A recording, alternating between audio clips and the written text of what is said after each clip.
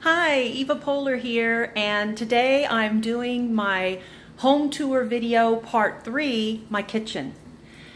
This kitchen used to be your traditional 1970s kitchen until just recently, about a year and a half ago, we did a renovation and I finally got to get my dream kitchen. I picked out all of the colors, the cabinets, the countertop, the backsplash. I got to play like I was on HGTV doing my own design show. So I'm really proud of it, and I'm especially proud of the organization. Although I've already started supper, so it's not completely tidy right now. I just finished peeling potatoes for some shepherd's pie that I'm making, as you can see. So my sink is full of potato peels, and the potatoes are over here boiling on the pot. We just found out that we need to start eating gluten-free because my daughter has an autoimmune disorder and is sensitive to gluten. So we are trying to make meals that no longer have gluten in them. And I've just created a salad from my vegetable garden, and I harvested my first tomato, and man, I can't tell you how good a freshly grown tomato tastes. But anyway, back to the kitchen. Over here is my stove and my microwave, and I've got storage above that I'm really happy with, and we've got some spices up there, but most of them are here inside this little nifty drawer. I'm very happy with the Lazy Susan that they put in for me so that we can get to the canned goods in the very back. My sister taught me that you want more drawers than cabinets because it's easier to organize things, so that's what we did. Nice huge knife drawer. This is where I put all my dish towels, and that tomato's good. Overflow of pans and then foil and stuff like that. Silverware drawers here. We've got all of our like plastic type cups. Chip drawer. That's turning into a gluten-free chip drawer. And then over here I have a big cabinet where I store all my pans and some of my bakeware. I've got my potatoes up here, and then just below it I have my recycle bin and my trash can, and it's a little dirty in there. Please excuse the mess. To the right of this, I have an overflow. This looks like a file cabinet and it's actually part of my office. But I do keep, we have a ton of spices. So I do keep more spices, and these drawers here have them hidden away and they're handy. And then I have an extra junk drawer here at the bottom with all kinds of extra electronic cords that I don't know what they go to. And then just recently I got a bunch of gluten-free flours and stuff. So I put them in a basket that I'm hiding beneath this chair in my office. So I'll know where all the gluten-free flours and so forth are. Over here is my utensil drawer. I love how nice and big and wide it is. And beneath it I have more pot storage down there. I don't know if you can see that. I kind of turned this little, when we first designed the house, I thought this counter space isn't very big. What am I going to do with it? But it ended up being my toaster and my butter place. So I've been pretty happy with it. And above it, or where I keep all my plates. And then we have the refrigerator next to that. It's not very clean right now. As you can see, it's pretty stacked with stuff. Above it, I don't know, I have a lot of water bottles, and my little lunch boxes are hidden up there. This is the actual pantry over here, where, as you can see, we're not quite completely gluten-free yet. I need to throw this away, but we're getting there. And then below, I have overflow of big pans, and who knows what else is in there.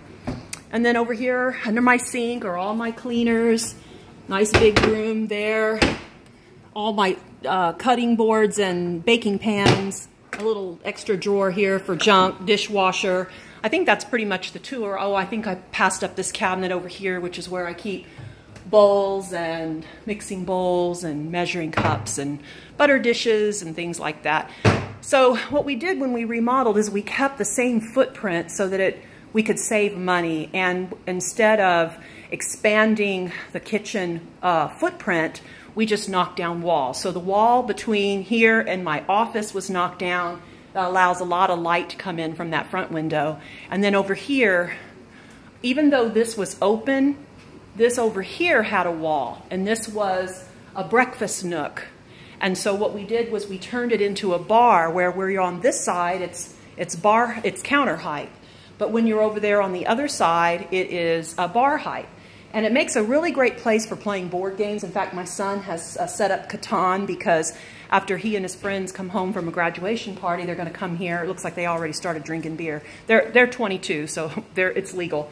But what this allowed for me to do to get rid of the breakfast nook was to create more storage. So if you see over here, I have drawers for, this is where I keep all my Ziplocs, and then I have a ton of space for my Tupperware, you know, all those Tupperware. It's so much easier in drawers.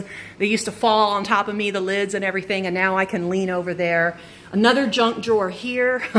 I have a lot of junk drawers. Okay, and then I have my blender and my mixer in there. I have all kinds of small appliances that I keep in this space. And then over here where I keep platters and stuff for the different holidays, just different kind of serving ware. More drawers over here, another junk drawer. Yeah, I don't even know what's in there. And then this is where I keep all my coffee and my tea and my filters and related things.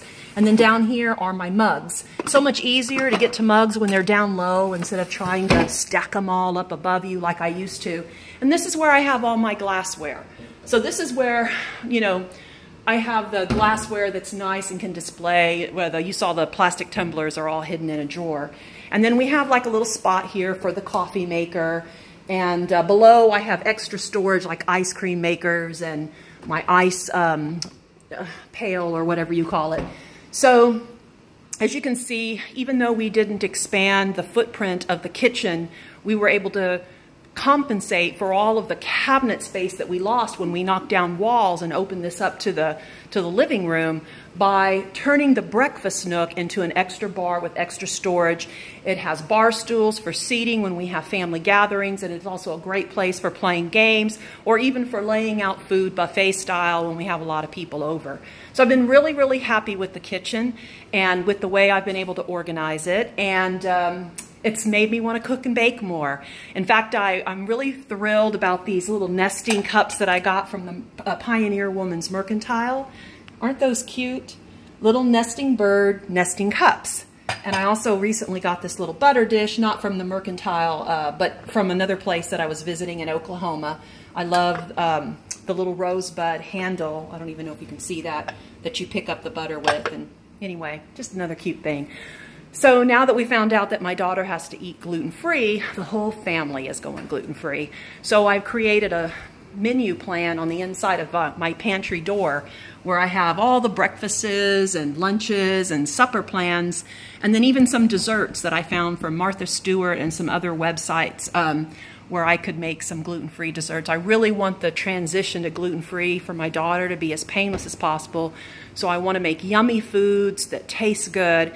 And I'm hoping to expand my garden to start growing more and more of our own vegetables because fresh vegetables just taste so good. I've already got some corn on the cob growing and wonderful tomatoes, as I mentioned before, some other vegetables, zucchini and so forth. And I'll be giving you a tour of my garden in a later home tour video. So I hope you enjoyed seeing my kitchen, and I'd love to hear what you think of it, or if you have any ideas for better organization, let me know in the comments, and otherwise I'll talk to you again soon. Bye-bye.